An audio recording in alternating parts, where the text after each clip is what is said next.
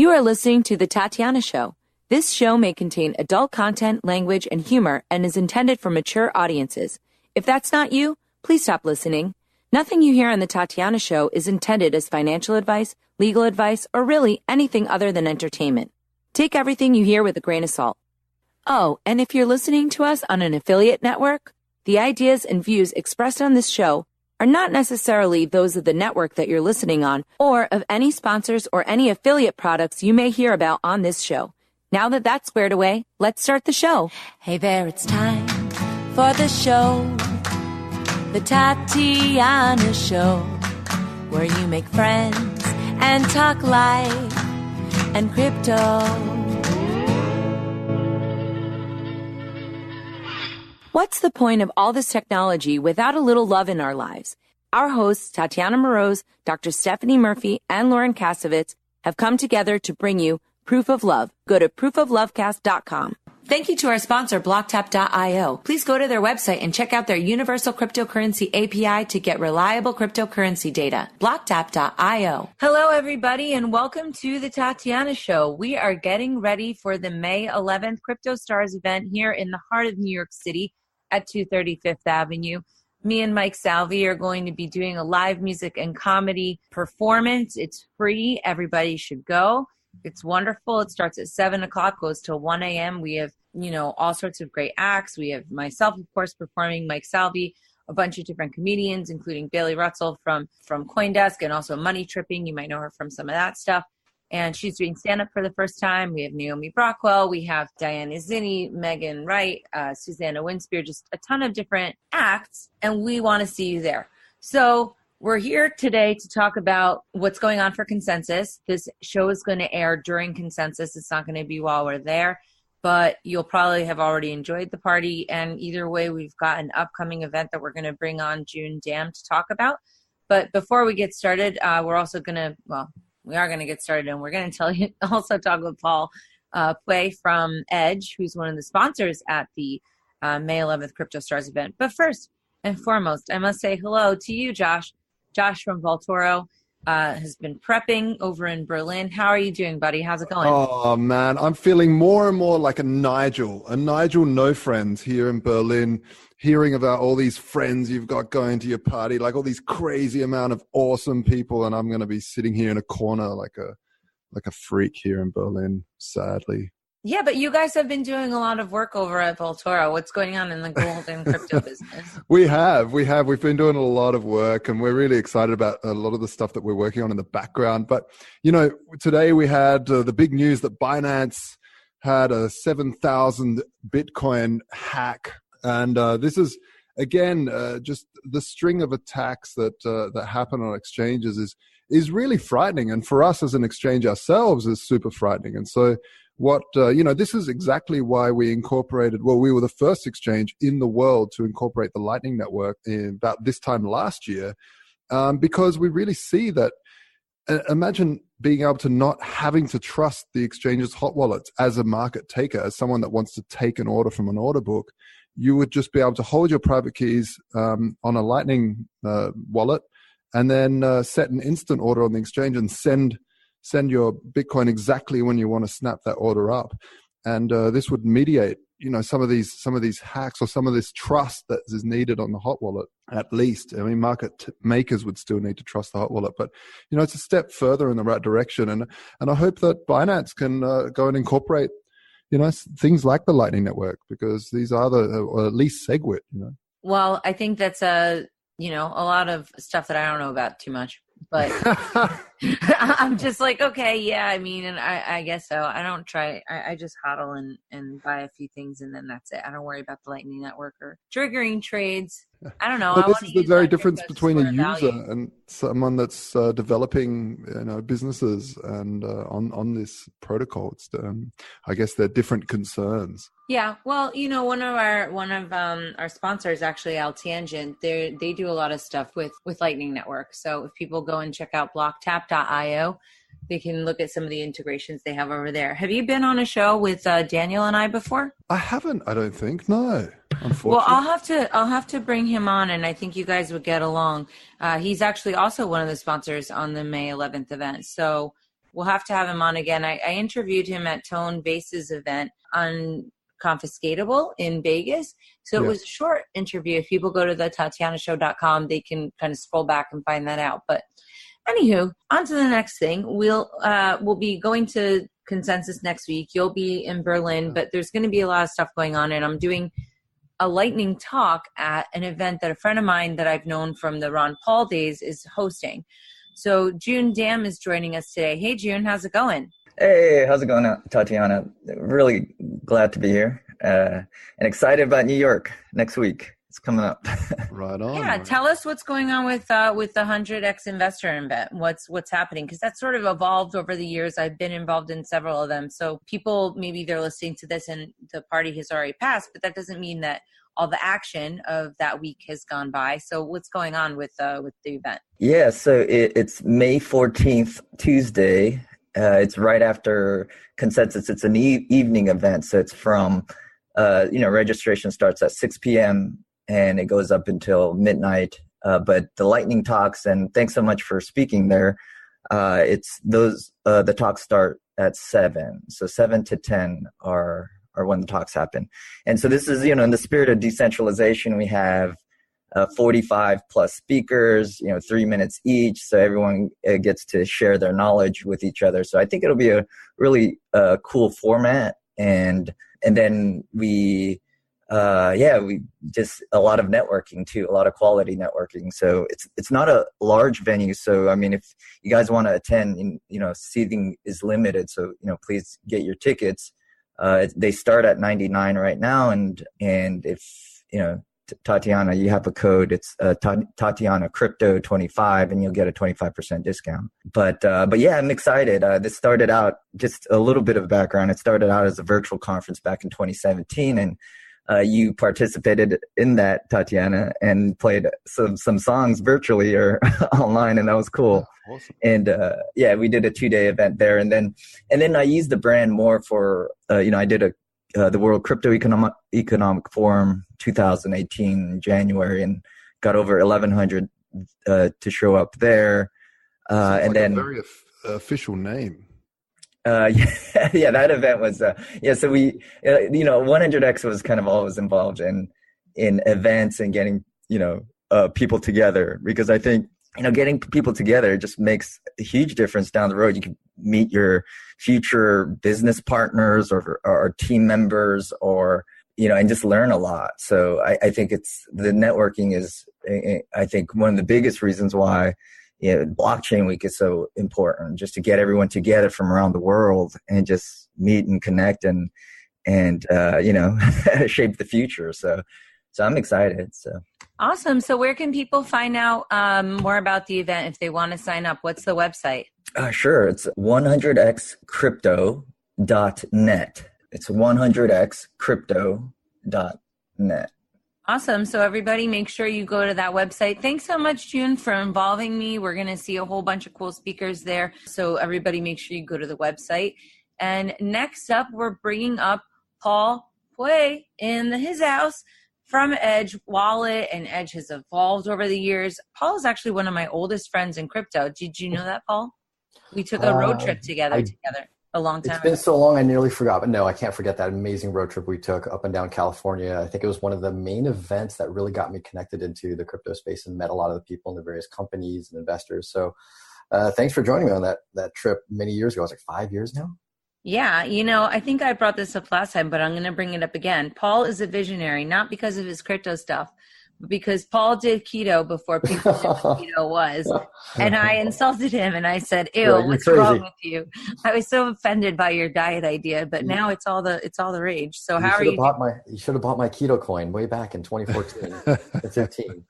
Would have been the bigger boom than Bitcoin. But it's just a part of life now. Glad other people saw the light and have joined it, and now it's actually easier for me to go around and actually eat keto because everyone else has kind of hopped on it. It's the cool trending thing to do, but not as cool as all your work with Edge. So for people who are maybe new to the audience, I think we're going to get some new people into the crypto space from the May 11th Crypto Stars event, and you guys are of course supporting it. So for people from that party that maybe are checking out the show this time, what is the story with Edge? Edge. So Edge is a multi-asset wallet and non-custodial exchange. And so that kind of is a bit of a mouthful, but the whole point of what we build at Edge is a way for people to hold, buy, sell, trade, and secure digital assets in a non-custodial way, meaning that people fully control their money. We don't have control over it. Users can control and access the networks, all the different blockchain networks directly themselves, while giving them the simplicity and ease of creating an account with a web service or an exchange. And so you guys were just talking about the Binance hack that had just occurred. Our goal is to make it where, maybe the traders, like you had mentioned, if you're going to be a market maker, you're still going to need accounts on a lot of those exchanges. But for your standard retail investor that just wants to buy some crypto, hold on to it, or maybe use it into a smart contract or whatnot, or sell when times are a little bit high, they really shouldn't need to interface with a centralized exchange. They should be able to interface not directly, but interface to them through a non-custodial solution. That's what we're building. And we've been in the industry now since 2014, originally as Airbits, and we rebranded as Edge when we started becoming much more focused on exchange integrations inside of our app, as well as multi-asset support with Ethereum and tokens and whatnot. And so today, people can use it, download it, buy some Bitcoin, sell some Bitcoin, and trade it between different assets, all without having to leave your money on a custodial exchange. That's crazy. So do you plug in APIs to exchanges, or how does that work, Paul? So for some exchanges, we do plug into APIs. Specifically, the crypto-to-crypto exchanges are so similar that we plug into APIs across multiple. I think we're the only solution that will actually plug into multiple. We currently plug into 4, and we have about 4 to 5 more in the pipeline, so it'll be about 9, 10 total, where you say you want to go from Ethereum to Bitcoin, and it will hunt across all of the supported exchanges for the provider that has the liquidity for the amount you want to buy or sell, has the right currency pair, of course, and then it'll actually get you the best price across all of them. It's almost like a little Expedia of crypto-to-crypto exchanges. And once you use it, you're like, oh my God, this is actually so much simpler than trying to hop between Shapeshift, Changely, Change Now, Fast to find who supports the currency, and let alone the best price across all of them. So yes, we do plug into APIs for that. Wow. And so do you as a customer need to have accounts with those exchanges, I'm guessing? Currently for crypto-to-crypto exchanges, only if they want to access, sorry about that, phone's kind of dinging here, but only for Shapeshift will they need an account. And so if they go and activate an account with Shapeshift, then Shapeshift gets included in the pool of searching for best price. Right. And then you'll be requested to activate an account if no other service can provide the trade that you want, but Shapeshift potentially could, then it's going to show a little pop-up, hey, would you like to activate a Shapeshift account? For fiat on and off ramps, that's very regional. We connect to those, but not on an all-at-once basis. It's like, okay, are you in the US? And here's a recommended exchange to use. We partner with Wire. I'm not sure if you've ever had Michael Dunworth on the show, but he's a ball to have, a great personality. So we partner with them for US, partner with Simplex for credit card conversion. And by the time people are listening to the show, we should have announced partnerships with LibertyX to allow people to buy Bitcoin with cash all around the US at physical merchants, as well as a partnership with MoonPay, allowing people to use Apple Pay in Europe. And I'd love for you to test this out, Josh, using Apple Pay to buy Bitcoin, right from their phone. So a lot of awesome partnerships in the roadmap, and you'll see dozens more coming in over the course of the year. Wow, amazing. And so if they're all the sort of Shapeshift style exchanges where you just, pop a Bitcoin in and get a Litecoin out, or are they full order book exchanges? So most of the exchanges we integrate with are not order book exchanges because those don't make for a good experience for the retail investor. Yeah. He'll deposit your money, wait for it to settle, place an order, which is like, well, is it a market order or a limit order? Blah, blah. You're like, just give me like $1,000 worth of Bitcoin is what most retail investors want. And so it's not an order book exchange. Typically, it's a service that wraps an order book exchange. So Wire, they're not an order book exchange, but they'll source liquidity from multiple order book exchanges. And we actually see this really akin to the way the internet evolved. So, Josh, I think you and I probably, not to point out, our ages, but we probably go back to the early days of internet when the startups of the internet were ISPs. They weren't Facebook and Google, but they were like, oh, we can connect you to the internet. It was like the hot startup. But those companies were very regional. there was like one for Berlin and one for San Francisco, California, New York, blah, blah, blah. And they were also heavily regulated, right? So they had a lot of time for permission to access their wires. So this kind of sounds like what exchanges have to deal with today. They got to beg the banks, to be able to access their fiat on-ramps, deal with a lot of regulation, and they're totally regional. Yeah. Well, I hope it doesn't end up where the banks just take over all exchanges. Which is kind of what telcos did, right? Telcos basically took over all ISPs. They bought them, squashed them, just effectively offered their services. But the software layer of crypto, the companies that are kind of sitting on top are the ones that, I've envisioned will be the long-standing value propositions, going forward in the crypto world. Exchanges will still have value. They'll still be there. They're necessary, but they'll probably be wrapped or less visible compared to the wallets and the dApps, especially the dApps of our world, kind of interfacing with the exchanges. Yeah, especially the dApps. I mean, it's I can really see if dApps explode, which I'm not sure if there's millions of use cases or just 10. I really can't. I actually am on your side. I don't think there's millions of use cases. I don't think that Web3 is the third generation of the web. I don't subscribe to that opinion. I think it's oversold. However, I think there are potentially at least half as many dApps as there are financial services type of use cases. And just like we have financial services that sit on top of money, we'll have the decentralized financial services that sit on top of decentralized money. And like, I know a lot of people are excited about this today, but like, I can't stop kind of talking about to people MakerDAO.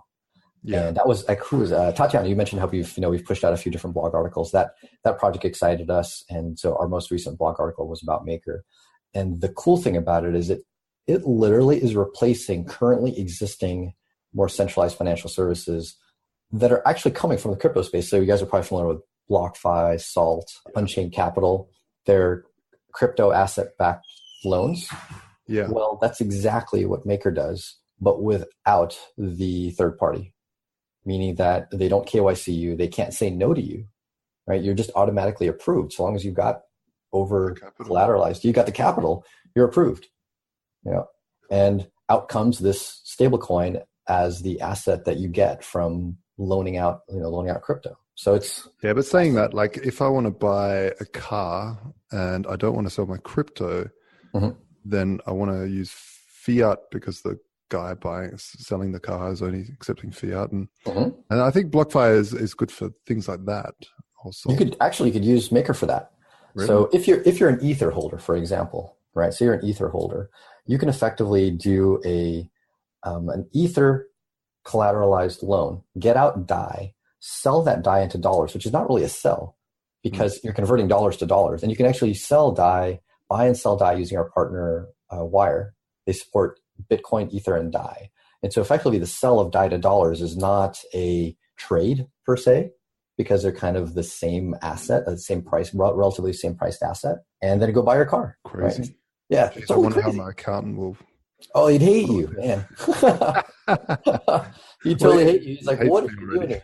Yeah, exactly. They either hate you or they love you because they know that they're getting a lot of hours out of you. That's true. Yeah, it's like a love-hate relationship with accountants. And we've had accountants we've loved and hated, and then loved and then became hated, and I don't know, whatever. But yeah, well, we at the Tatiana show, we're big fans of the Bitcoin CPA. He's been in the game for a long time, and he's very good at calculating crypto taxes in the States, at least. Is there a name to Bitcoin CPA? Is Kirk Phillips. Kirk Phillips. Ah, yes, I remember Kirk. I need to actually chat with him as well. Some of his advice. He wrote a book and actually mentioned us in his book about accounting. Yeah, yeah, he mentioned us as well. Cool. Yeah, no, I love Kirk. So I just haven't seen him in a while. So I should reconnect with Kirk. Yeah. Yeah, thanks. Well, we'll all be reconnecting here at the party city. So, awesome. Paul, are you going to be kind of telling people about Edge? Are you going to help them get set up at the party? Or are you just going to listen? I'm going to listen, enjoy the comedy, listen to the music. Maybe wear a shirt that says Edge, so if people have any questions, they can come up to me. Happy to give anybody who's new or just downloaded Edge that night at least like $3 in crypto. So you can kind of play with it and experience the app. See, that's how you know you're an old schooler. You're still giving away crypto, right? That's Still why. giving away crypto. Still giving away crypto. I know. It's like everyone's all like, hoard it. It's all mine. Oh man, the millions I've given away over the years. When I think about it, it's just man. nuts. we were giving away when we were in the Bay Area for an accelerator. We were sticking these little private keys in different parts of San Francisco and doing like little treasure hunts for them. I think there's still one that's undiscovered. Oh. It's probably, I think when we put it there, it was worth like $60 when Bitcoin was worth $200.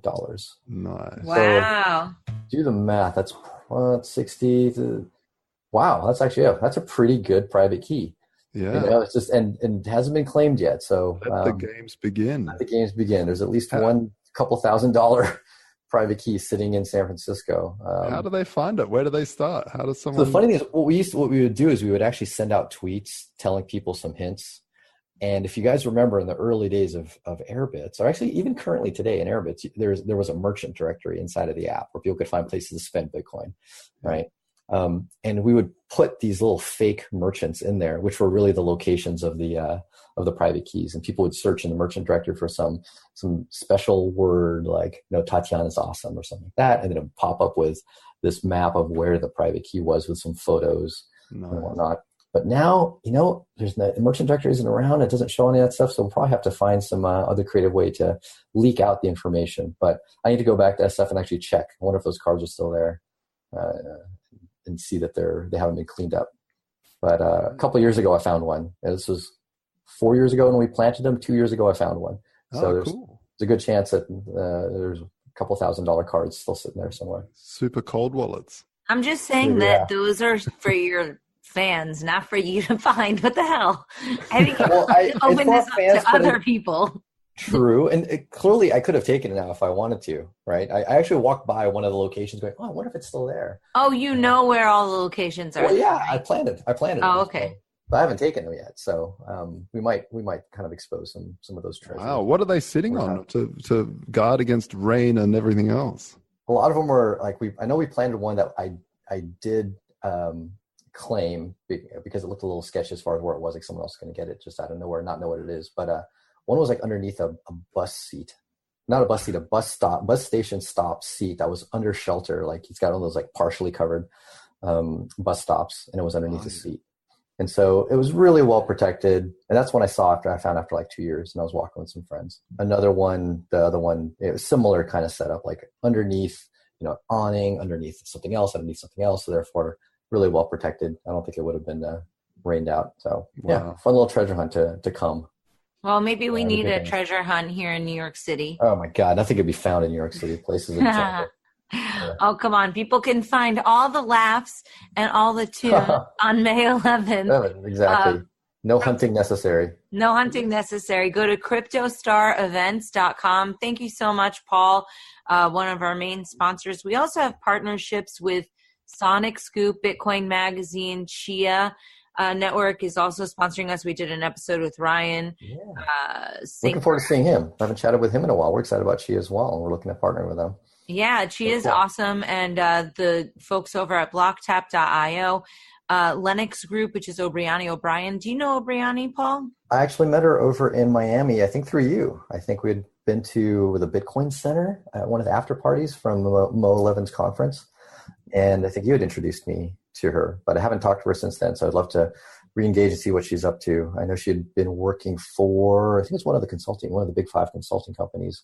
She used to be over at Ernst & Young. I think she did some stuff with KPMG, but now she has the Lennox Group. So they're involved, and token.fm. So we've got a lot of great sponsors. People can find out more at cryptostarevents.com. Make sure you register for your ticket. Thank you again, Paul from Edge Wallet for supporting us. And Josh from Volturo, thanks for joining us today from beautiful Berlin. Sorry you can't be here with us. Thanks, everybody, for listening. Check out thetatianashow.com for more episodes, and tell a friend. All righty. We'll see you soon. Thanks. Bye. Ciao. Cheers.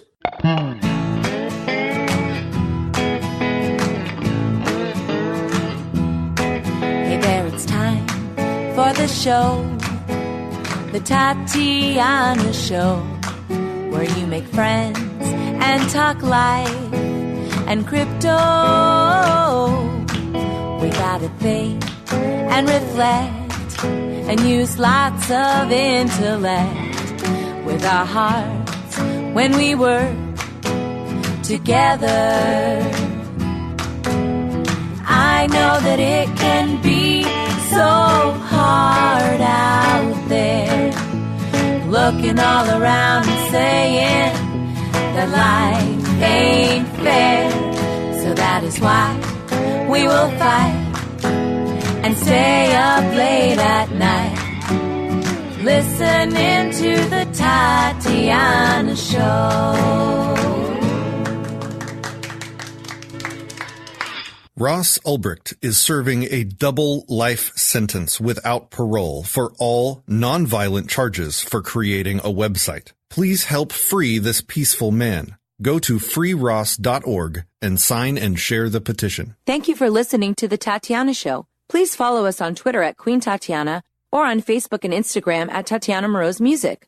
More episodes can be found at thetatianashow.com, and make sure you leave a review on iTunes and tell your friends.